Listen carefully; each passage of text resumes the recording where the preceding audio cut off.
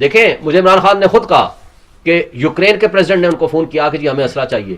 میں نے منع کیا کہ ہم آربیٹریشن تو کر سکتے ہیں, ہم صلح تو کرا سکتے ہیں آپ دونوں پارٹیز کے درمیان, خواہ وہ سوویت یونین ہے, رشیا ہے یا آپ یوکرین ہے, لیکن ہم کوئی پارٹی نہیں بنیں گے.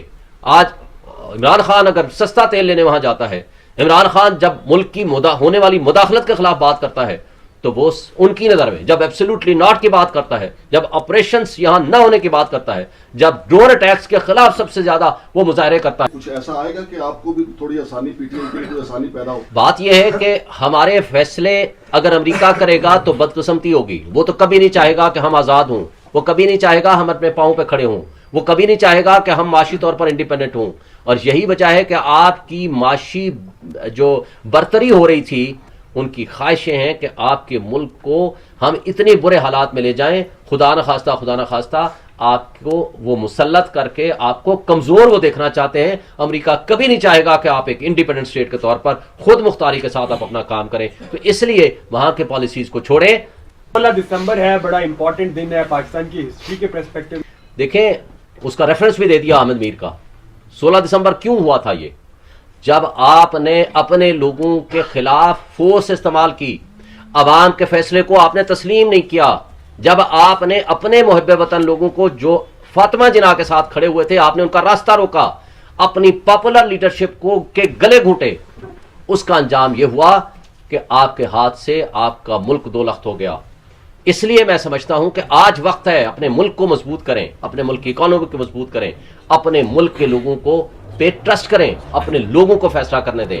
اور وہ دہشت گردی جو اس زمانے میں ہوئی تھی اور وہ ختم ہو چکی تھی اور ختم ہو سکتی ہے, بشرطے کہ لوگوں کے فیصلے ٹرو لیڈرشپ کو آگے آنے دیں, ٹرو لیڈرشپ اپنی پالیسیز بنائے. ہم ان 16 دسمبر کے دونوں واقعات سے, خواہ وہ اے پی ایس کا واقعہ ہے, خواہ وہ ہمارے فال آف ڈھاکہ ہے, ان دونوں سے سبق سیکھ کے ہم نے آگے جانا ہے. اس لیے میں سمجھتا ہوں کہ ہمیں ضرور سبق سیکھنا چاہیے, اور وہ تبھی ممکن ہے کہ جب ہمارے پالیسی ساز اپنی انا سے باہر نکل آئیں, اپنی ذاتیات سے باہر نکل آئیں, ڈرائنگ روم کے ذریعے فیصلے امپوز کرنا چھوڑ دیں اور عوام کو فیصلہ کرنے دیں.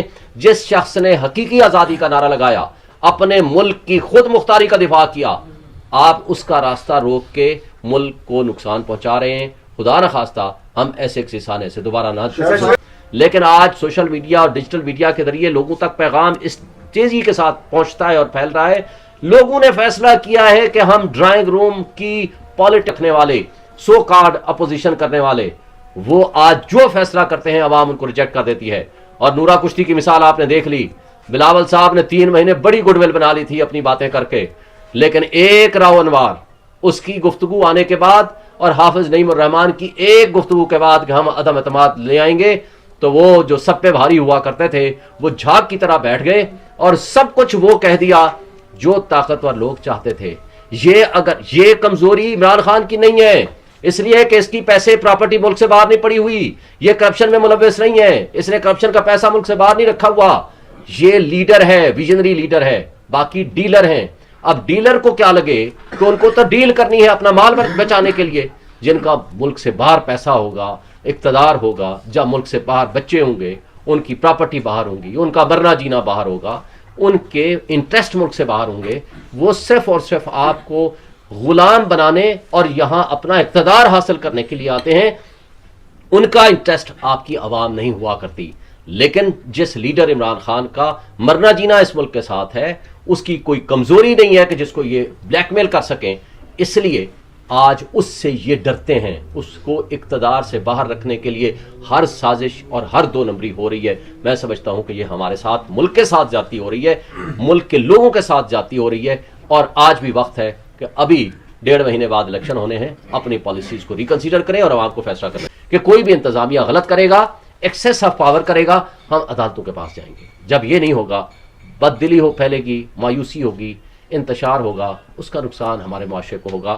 آج مس ایڈونچرز کر کے اپنے ملک کی تباہی اپنے ہاتھوں سے آپ نے قسمت لکھ دی ہے. صرف ایک شخص کی دشمنی میں, وہ ہے عمران خان. اس کی دشمنی میں پورے ملک کے 25 کروڑ عوام کو آج معاشی تباہی کی دلدل میں دھکیل دیا ہے. لیکن خدا کے لیے آئندہ تو آپ سوچ لیں, آئندہ کی نسلوں کو سوچ لیں. آج آپ یہ جو فری اینڈ فیئر الیکشن نہیں کرائیں گے، متنازع الیکشن کرا دیں گے، تو کیا ہوگا اس کا انجام؟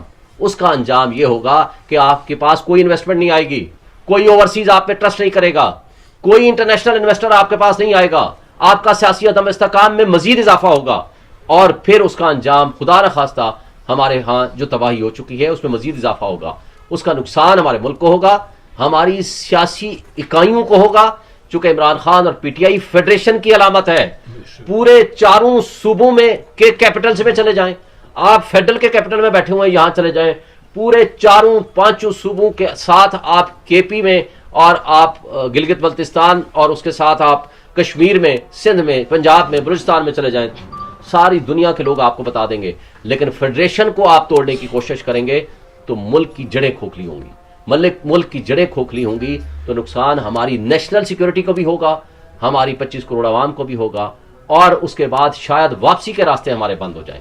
اس لیے آج بھی وقت ہے تمام سٹیک ہولڈرز ریکنسیڈر کریں اپنے فیصلوں کو، عوام کو فیصلہ کرنے دیں، وہ جس کو چاہتے ہیں اس کو آگے آنے دیں، اور جس کو نہیں چاہیں گے وہ آگے آ کر کے اپنا اقتدار سنبھالیں۔ عوام کے فیصلے عوام کو کرنے دیں۔ آج آپ کے الیکٹرانک میڈیا اور سوشل میڈیا، یہ الگ بات ہے، الیکٹرانک میڈیا پہ جو پابندیاں ہیں وہ ہم سب جانتے ہیں اور ان کی مجبوریاں بھی جانتے ہیں،